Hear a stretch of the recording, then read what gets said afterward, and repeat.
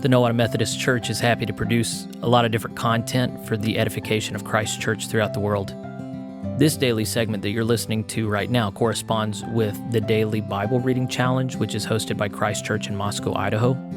If you want to download the list of readings that they publish for yourself or learn more about this challenge, this initiative, go to biblereading.christkirk.com. I'm Jeffrey Rickman. I'm the pastor here in Nowata, and I read from the Berean Standard Bible, which you can also find at berean.bible. Consider subscribing to this podcast to be a part of this daily effort to grow in familiarity with and love of God's holy word. Let's dive in for today. Hey everybody, glad to have you reading the Bible with me again. I've been feeling crummy for a long time, and I'm feeling better today than I have for a while, so glad to have you with me today. We're unfortunately finishing Daniel. It never goes long enough for me. I really like that book, but we're reaching the end. So we're going to do a couple chapters of that, then 3 Psalms, and that'll be it for us today. So here we go. Daniel chapter 11. And I, in the first year of Darius the Mede, stood up to strengthen and protect him. Now then, I will tell you the truth. 3 more kings will arise in Persia, and then a 4th, who will be far richer than all the others. By the power of his wealth he will stir up everyone against the kingdom of Greece. Then a mighty king will arise, who will rule with great authority and do as he pleases. But as soon as he is established, his kingdom will be broken up and parceled out toward the 4 winds of heaven. It will not go to his descendants, nor will it have the authority with which he ruled, because his kingdom will be uprooted and given to others. The king of the south will grow strong, but one of his commanders will grow even stronger and will rule his own kingdom with great authority. After some years they will form an alliance, and the daughter of the king of the south will go to the king of the north to seal the agreement. But his daughter will not retain her position of power, nor will his strength endure.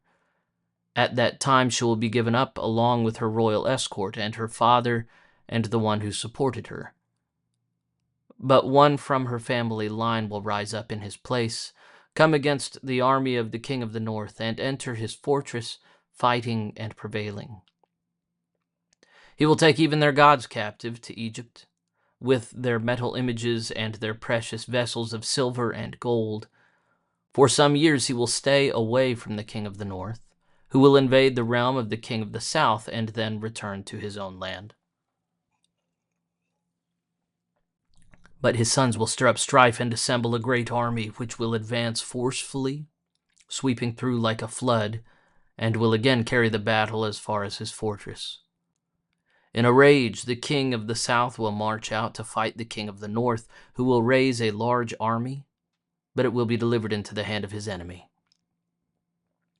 When the army is carried off, the king of the south will be proud in heart and will cast down tens of thousands, but he will not triumph.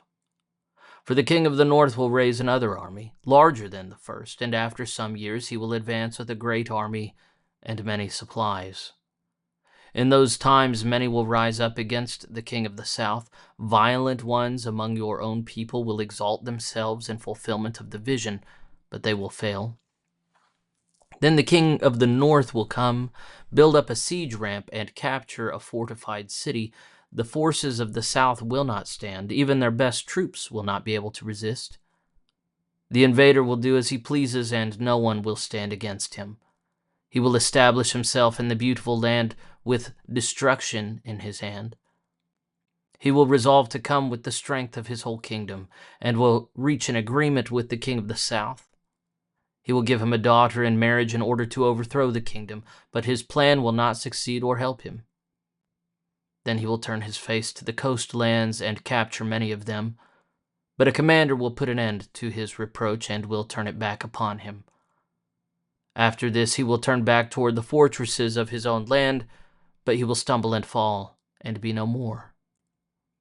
In his place one will arise who will send out a tax collector for the glory of the kingdom, but within a few days he will be destroyed, though not in anger or in battle. In his place, a despicable person will arise. Royal honors will not be given to him, but he will come in a time of peace and seize the kingdom by intrigue. Then a flood of forces will be swept away before him and destroyed, along with the prince of the covenant. After an alliance is made with him, he will act deceitfully, for he will rise to power with only a few people. In a time of peace, he will invade the richest provinces and do what his fathers and forefathers never did. He will lavish plunder, loot, and wealth on his followers, and he will plot against the strongholds, but only for a time. And with a large army he will stir up his power and his courage against the king of the south, who will mobilize a very large and powerful army, but will not withstand the plots devised against him. Those who eat from his provisions will seek to destroy him. His army will be swept away, and many will fall slain. And the two kings, with their hearts bent on evil, will speak lies at the same table, but to no avail, for still the end will come at the appointed time. The king of the north will return to his land with great wealth, but his heart will be set against the holy covenant, so he will do damage and return to his own land. At the appointed time, he will invade the south again, but this time will not be like the first. Ships of Kittim will come against him, and he will lose heart. Then he will turn back and rage against the holy covenant and do damage. So he will return and show favor to those who forsake the holy covenant. His forces will rise up and desecrate the temple fortress. They will abolish the daily sacrifice and set up the abomination of desolation.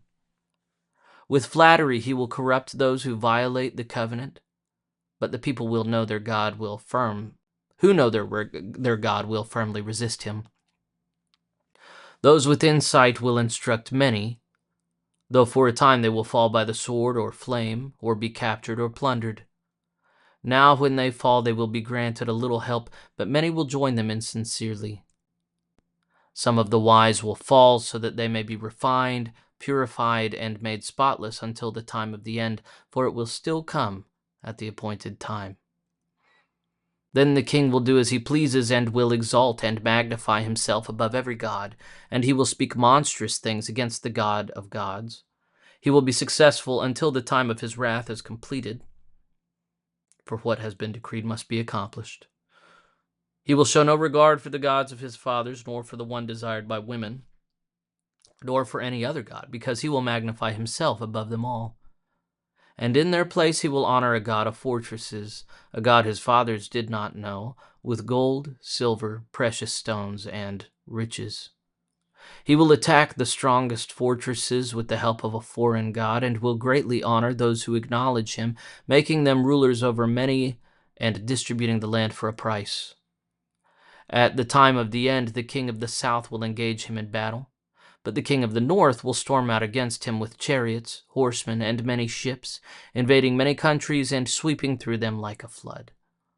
He will also invade the beautiful land, and many countries will fall, but these will be delivered from his hand: Edom, Moab, and the leaders of the Ammonites. He will extend his power over many countries, and not even the land of Egypt will escape. He will gain control of the treasures of gold and silver and over all the riches of Egypt, and the Libyans and Cushites will also submit to him. But news from the east and the north will alarm him, and he will go out with great fury to destroy many and devote them to destruction. He will pitch his royal tents between the sea and the beautiful holy mountain, but he will meet his end with no one to help him. Daniel 12. At that time Michael, the great prince who stands watch over your people, will rise up. There will be a time of distress the likes of which will not have occurred from the beginning of nations until that time. But at that time your people, everyone whose name is found written in the book, will be delivered. And many who sleep in the dust of the earth will awake, some to everlasting life, but others to shame and everlasting contempt. Then the wise will shine like the brightness of the heavens, and those who lead many to righteousness will shine like the stars forever and ever. But you, Daniel, shut up these words and seal the book until the time of the end. Many will roam to and fro, and knowledge will increase. Then I, Daniel, looked and saw two others standing there, one on this bank of the river and one on the opposite bank. One of them said to the man dressed in linen, who was above the waters of the river, "How long until the fulfillment of these wonders?" And the man dressed in linen, who was above the waters of the river, raised his right hand and his left hand toward heaven, and I heard him swear by him who lives forever, saying, "It will be for a time, and times, and half a time. When the power of the holy people has finally been shattered, all these things will be completed." I heard, but I did not understand. So I asked, "My Lord, what will be the outcome of these things?" "Go on your way, Daniel," he replied, "for the words are closed up and sealed until the time of the end. Many will be purified, made spotless, and refined, but the wicked will continue to act wickedly. None of the wicked will understand, but the wise will understand. And from the time the daily sacrifice is abolished and the abomination of desolation set up, there will be 1,290 days. Blessed is he who waits and reaches the end of the 1,335 days. But as for you, go on your way until the end. You will rest and will arise to your inheritance at the end of the days." And that's how Daniel ends. All right, Psalm 76. God is known in Judah. His name is great in Israel. His tent is in Salem, his dwelling place in Zion. There he shattered the flaming arrows, the shield and sword and weapons of war. Selah.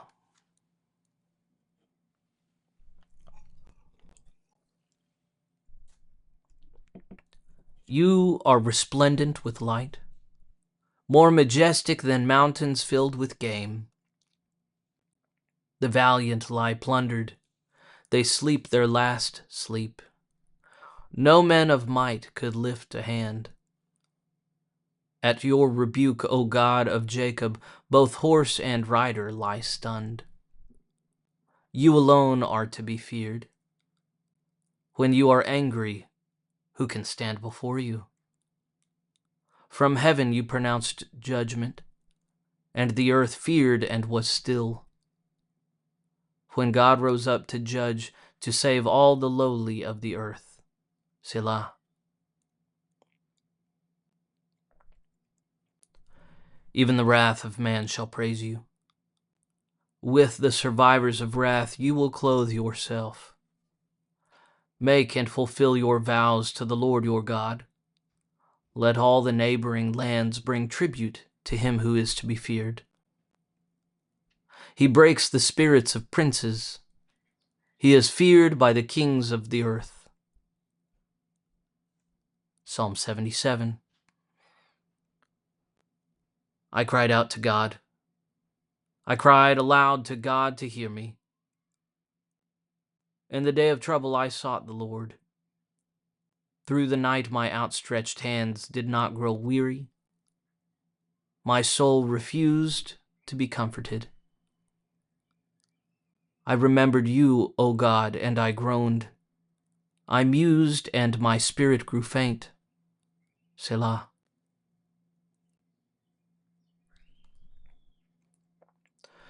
You have kept my eyes from closing.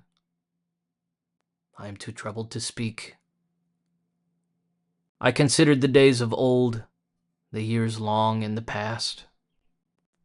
At night I remembered my song. In my heart I mused, and my spirit pondered. Will the Lord spurn us forever, and never show his favor again? Is his loving devotion gone forever? Has his promise failed for all time? Has God forgotten to be gracious? Has his anger shut off his compassion? Selah.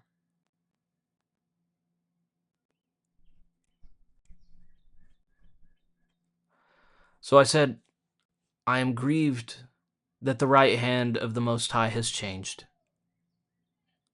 I will remember the works of the Lord. Yes, I will remember your wonders of old. I will reflect on all you have done and ponder your mighty deeds. Your way, O God, is holy. What God is so great as our God? You are the God who works wonders. You display your strength among the peoples. With power you redeemed your people, the sons of Jacob and Joseph. Selah. The waters saw you, O God. The waters saw you and swirled. Even the depths were shaken. The clouds poured down water. The skies resounded with thunder. Your arrows flashed back and forth. Your thunder resounded in the whirlwind. The lightning lit up the world. The earth trembled and quaked. Your path led through the sea. Your way through the mighty waters. But your footprints were not to be found. You led your people like a flock by the hand of Moses and Aaron. Psalm 78, our last chapter for today. Give ear, O my people, to my instruction. Listen to the words of my mouth. I will open my mouth in parables. I will utter things hidden from the beginning, that we have heard and known and our fathers have relayed to us. We will not hide them from their children, but will declare to the next generation the praises of the Lord and his might and the wonders he has performed. For he established a testimony in Jacob and appointed a law in Israel, which he commanded our forefathers to teach to their children, that the coming generation would know them, even children yet to be born, to arise and tell their own children, that they should put their confidence in God, not forgetting his works, but keeping his commandments. Then they will not be like their fathers, a stubborn and rebellious generation, whose heart was not loyal, whose spirit was not faithful to God. The archers of Ephraim turned back on the day of battle. They failed to keep God's covenant and refused to live by his law. They forgot what he had done, the wonders he had shown them. He worked wonders before their fathers in the land of Egypt, in the region of Zoan. He split the sea and brought them through. He set the waters upright, like a wall. He led them with a cloud by day and with a light of fire all night. He split the rocks in the wilderness and gave them drink as abundant as the seas. He brought streams from the stone and made water flow down like rivers. But they continued to sin against him, rebelling in the desert against the Most High. They willfully tested God by demanding the food they craved. They spoke against God, saying, "Can God really prepare a table in the wilderness?" When he struck the rock, water gushed out and torrents raged. But can he also give bread or supply his people with meat? Therefore the Lord heard and was filled with wrath. So a fire was kindled against Jacob, and his anger flared against Israel, because they did not believe God or rely on his salvation. Yet he commanded the clouds above and opened the doors of the heavens. He rained down manna for them to eat. He gave them grain from heaven. Man ate the bread of angels. He sent them food in abundance. He stirred the east wind from the heavens and drove the south wind by his might. He rained meat on them like dust, and winged birds like the sand of the sea. He felled them in the midst of their camp, all around their dwellings. So they ate and were well filled, for he gave them what they craved. Yet before they had filled their desire, with the food still in their mouths, God's anger flared against them, and he put to death their strongest and subdued the young men of Israel. In spite of all this, they kept on sinning. Despite his wonderful works, they did not believe. So he ended their days in futility and their years in sudden terror. When he slew them, they would seek him. They repented and searched for God. And they remembered that God was their rock, that God Most High was their Redeemer.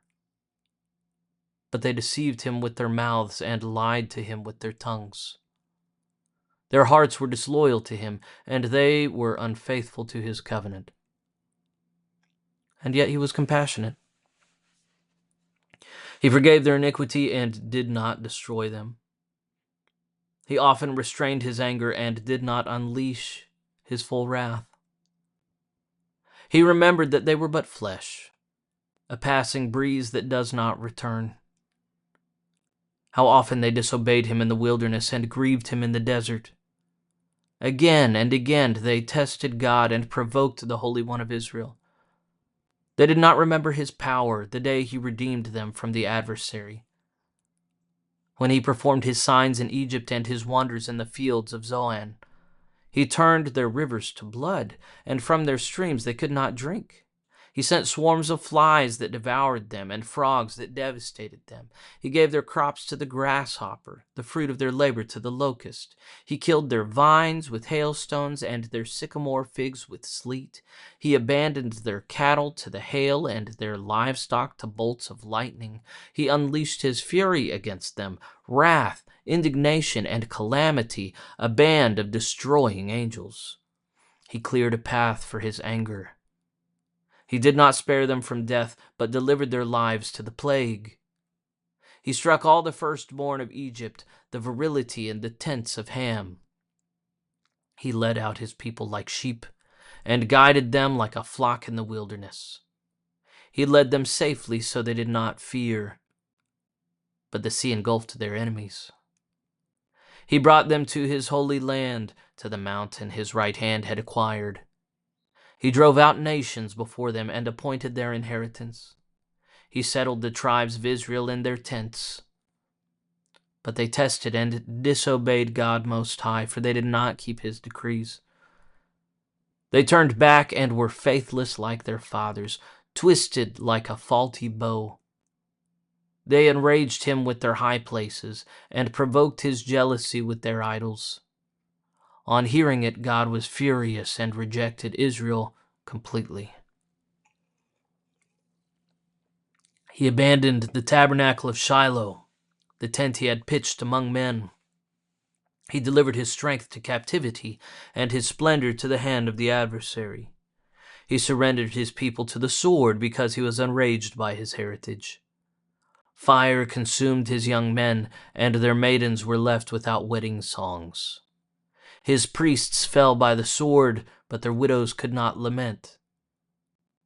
Then the Lord awoke as from sleep, like a mighty warrior overcome by wine. He beat back his foes. He put them to everlasting shame. He rejected the tent of Joseph and refused the tribe of Ephraim, but he chose the tribe of Judah, Mount Zion, which he loved. He built his sanctuary like the heights, like the earth he has established forever.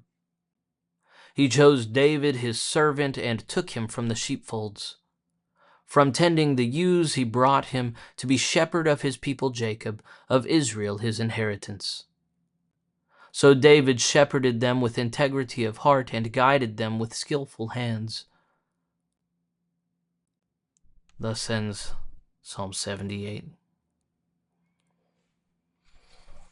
It's good to recite our history and recount who God has been for us so that we remember who we're expected to be for him.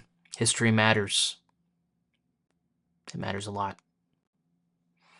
We should know the stories. We sung in worship this morning. I love to tell the story. It's a good hymn. Helps us remember we're not called to be know-nothings. We're not called to be people whose history is limited to right now. We have a future that we need to know about. We have a past we need to know about. And we ignore it at our own destruction. All right. We'll be back at it tomorrow. Hope to see you then. God bless you.